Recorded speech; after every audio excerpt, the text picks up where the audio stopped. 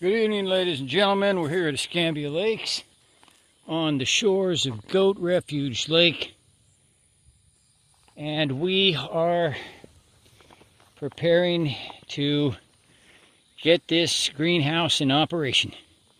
We've got end walls covered with poly now.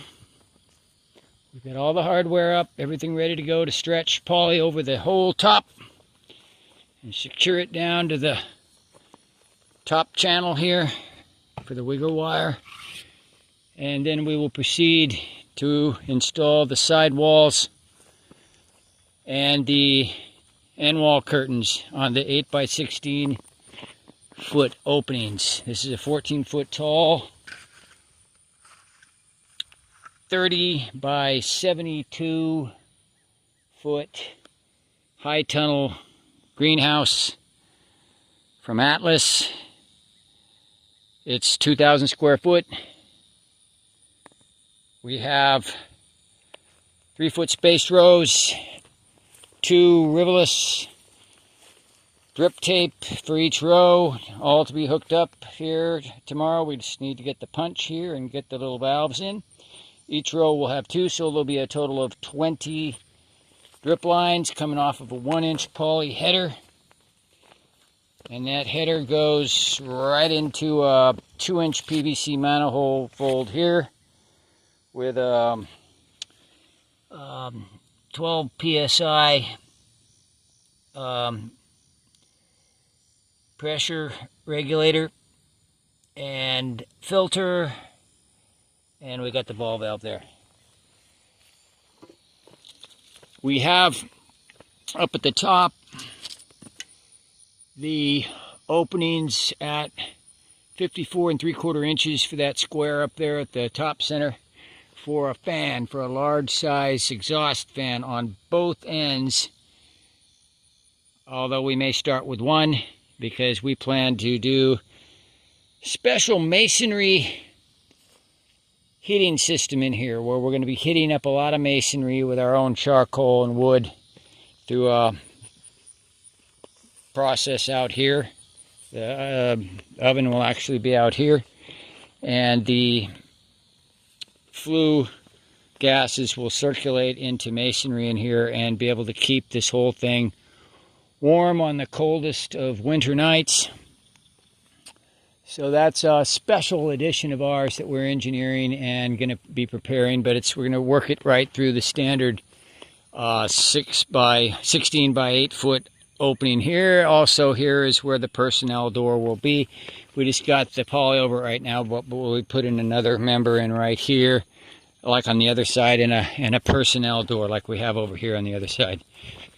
So we do want the ease of access of that personnel door because there's going to be a lot of traffic here, folks. We're going to spend a lot of time out here and really use this thing. I'm going to make a few comments here on this soil. This is not the best soil on this mine property. This is not topsoil that was originally here. This is all sand underneath with a clay-like soil on top for the first 6 to 12 inches. Seriously. But we've added a lot of organic matter. We've had successive piles of forestry mulch and composting out here, different composting, goat poop composting. We've added a lot. But it's going to keep getting more and more and more. We got topsoil pals over there. We'll be integrating our own organic matter in here. It's going to be better and better all the time because this is an old mine site, folks. So some may ask, well, why the hell did you build it right here? Well, this particular property is 75 acres.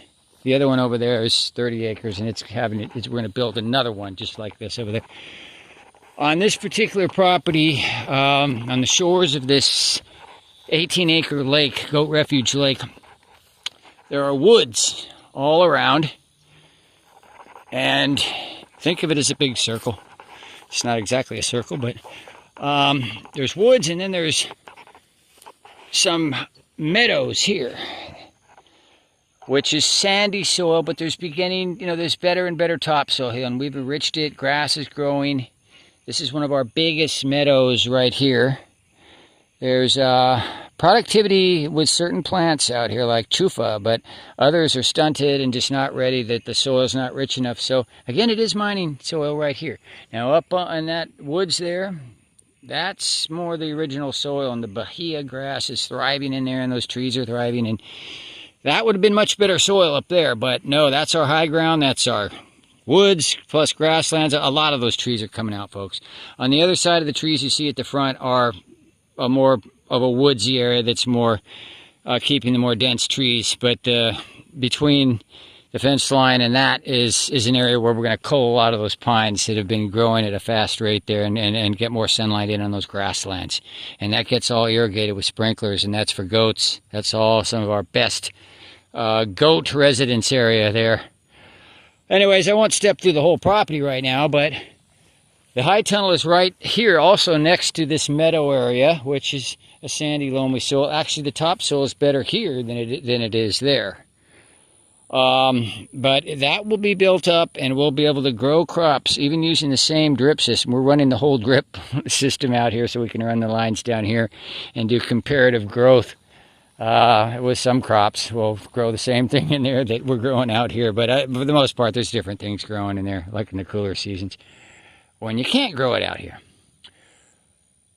But do keep in mind that they're all cool season crops that grow year-round here. Turnips, radishes, and carrots and beets all grow in those cool seasons here, no problem.